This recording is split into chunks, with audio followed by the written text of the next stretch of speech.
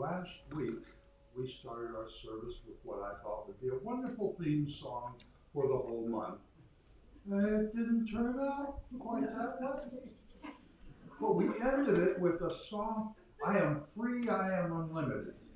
And I hear a rumor that it was sung in the hall afterwards with a cappella abandonment, just, and I thought, you know, what a great affirmation for this month. We feel so grudged down sometimes in all the things we must, should, and ought to do, that maybe it wouldn't hurt for us every Sunday this month to start off with this great affirmation. Let's stand up and sing it, and our song leader will come up and lead us, number 322 in the Wings of Sorrow.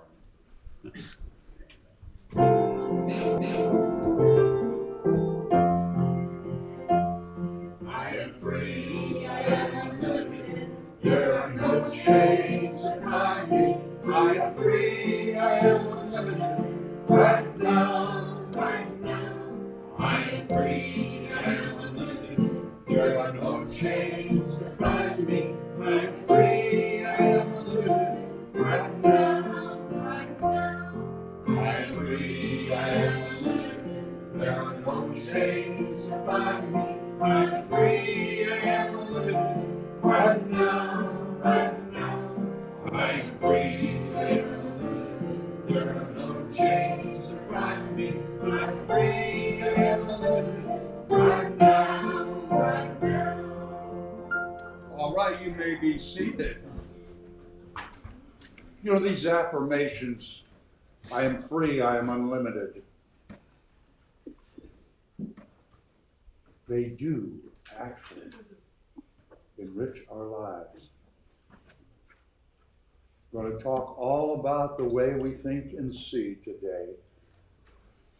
And every time we give ourselves a positive affirmation, it affects our subconscious brains and minds that revert to the old habits all the time. And so let's keep that in mind this whole season. We need all the positive affirmation we can get. With all the darkness in our world, we can have that positive affirmation of light. And so it is. And today we have a new person who has not spoken before, I don't think, going to do our mini message. Linda.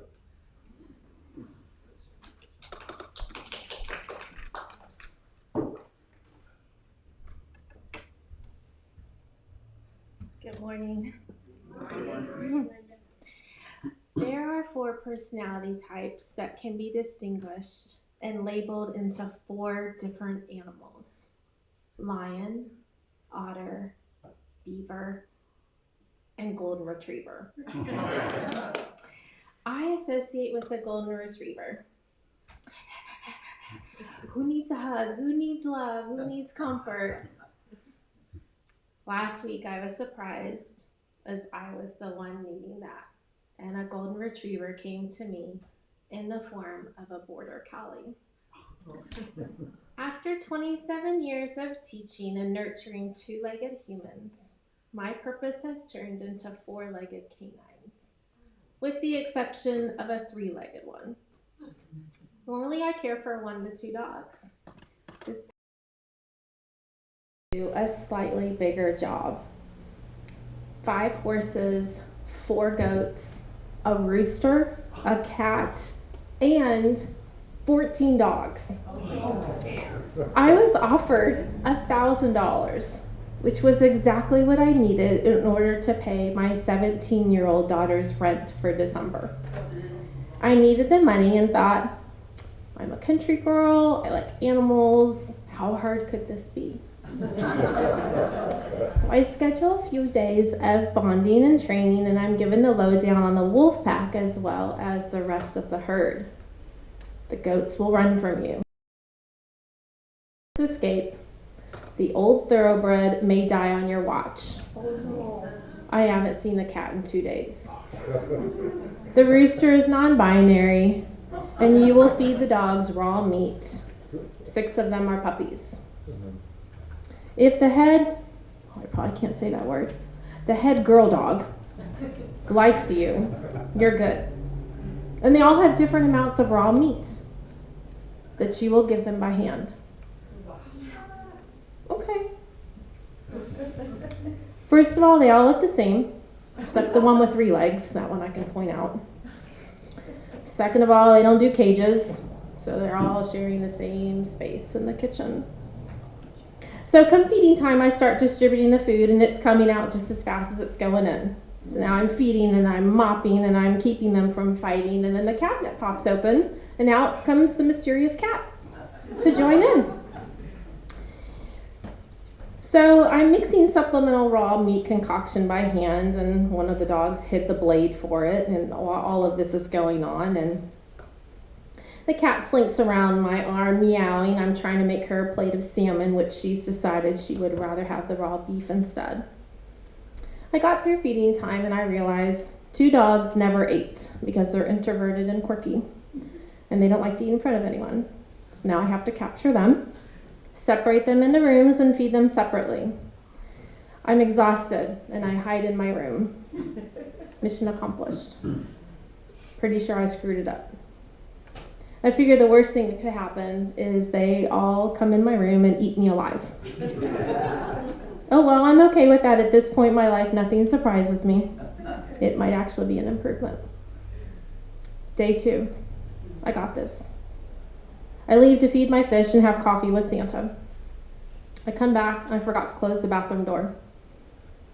2 Costco rolls of toilet paper have been shredded and dragged through the house into the yard, and now it's raining. At the same time, one goes into heat, and 2 teenager pups are hiding behind a piece of large art, just saying, get to know each other.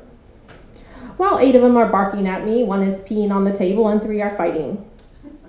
What is going on? I say. They all stop and get silent. This is not okay. Can you please get it together? Fast forward 4 hours. My heart is aching. It's getting dark and I'm recognizing I'm alone and in a dark place of my life. I'm going through a tragic breakup and there was no one to hold me or console me. I begin to understand why I jumped from relationship to relationship, and I don't remember receiving consoling when I was a kid and sad. I think I tend to look for compassion and look for it in the wrong places. My heart just hurt immensely, and the little girl in me was just weeping. So I laid on the bed and started to cry. Slowly and quietly, all the dogs came into my room and laid next to me. The head dog, Faye, put her head directly on my heart. It's like I was surrounded by angels, healing my sorrow, absorbing my tears, and giving me the compassion I desperately needed. Thank you, I said to each dog. For 2 hours, we all lay there in a quiet, peaceful dog pile of healing bliss. I became part of the wolf pack. Then I felt something wet. Yeah, I was part of the pack, all right. I was marked, and bonding time was over. Sometimes we get faced with challenges that seem beyond our capability. If I didn't take this job, I would have missed the gift of healing from 4-legged friends. Who would have thought the golden retriever was going to come to me?